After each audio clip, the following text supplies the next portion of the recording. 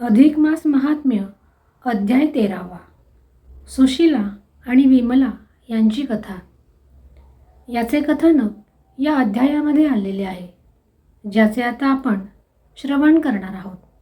त्यापूर्वी श्री गणेशाला, आपल्या गुरुदेवतेला आणि पुरुषोत्तमाला वंदन करूया आणि श्रवणाला प्रारंभ करूया. लक्ष्मी श्रीहरी विष्णूंना म्हणाली, दीप अर्पण करण्याची महती आपण मला सांगितली, पण माझे अद्यापही समाधान झालेले नाही. आपण आणखी माहिती सांगावी अशी मी आपणास विनंती करते.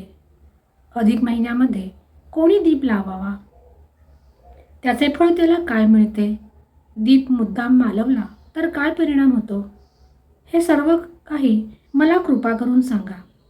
त्यावर श्रीहरी विष्णू म्हणाला, पूर्वी मथुरा नगरीत शाकली शाखेचा एक विप्र राहत होता. त्याला 2 बायका होत्या. एकीचे नाव विमला तर दुसरीचे सुशीला. तो ब्राह्मण अतिशय धार्मिक होता. त्याचा गृहस्थाश्रम हा नीटनेटका चालला होता. पुढे अधिक मास आला. सुशीला पाणी आणण्यास यमुनेकडे निघाली. त्यावेळी तेथे अनेक नागरिक स्नानासाठी आले होते. सुशीला पाण्याची घागर घेऊन घरी आली आणि तिने आपल्या पतीला विचारले, मी एक प्रश्न विचारते, कृपया रागवू नका. आज नदीवर कितीतरी लोक हे स्नानास आले होते. ते का म्हणून? पती म्हणाला, सध्या अधिक मास चालू आहे आणि अधिक मासामध्ये स्नान करण्याचे महत्त्व हे अनन्यसाधारण असे आहे. अधिक मासामध्ये सूर्याचे संक्रमण मोजत नाही, म्हणजेच या महिन्यामध्ये सूर्य संक्रांती होत नाही, म्हणून याला अधिक मास म्हणतात. आणि या मासामध्ये स्नानाप्रमाणेच पुरुषोत्तम श्रीकृष्णाच्या मूर्तीपुढे दिवा तेवत ठेवण्याचेही फार मोठे पुण्य आहे. सुशीला म्हणाली, तुम्ही संमती दिलीत तर मी महिनाभर दिवा तेवत ठेवू का? पती म्हणाला, माझी संमती मिळवून कार्य करतेस हे फारच चांगले आहे. कर, योग्य प्रकारे व्रत कर. त्याचे बोलणे ऐकून सुशीलेला मोठा आनंद झाला. रोज यमुना नदीवर स्नान करून यावे, पतीची सेवा करावी, एका घटावर दीपस्थापन करून तो नित्य तेवत ठेवावा, इत्यादी नित्यक्रम तिने सुरू केला. तिची सवत मात्र विमला तिचा द्वेष करू लागली. तिचे व्रत मोडावे म्हणून तिने एक युक्ती केली. घरामध्ये कोणी नसताना तिने दिव्यातील तेल काढून टाकले आणि जणू काही झालेच नाही अशा मुद्रेने ती दारामध्ये येऊन उभी राहिली. सुशीला जेव्हा घरी आली, तिने पाहिले तर दिवा विझलेला. तिला अत्यंत वाईट वाटले. तिने दिव्यामध्ये पुन्हा तेल घातले.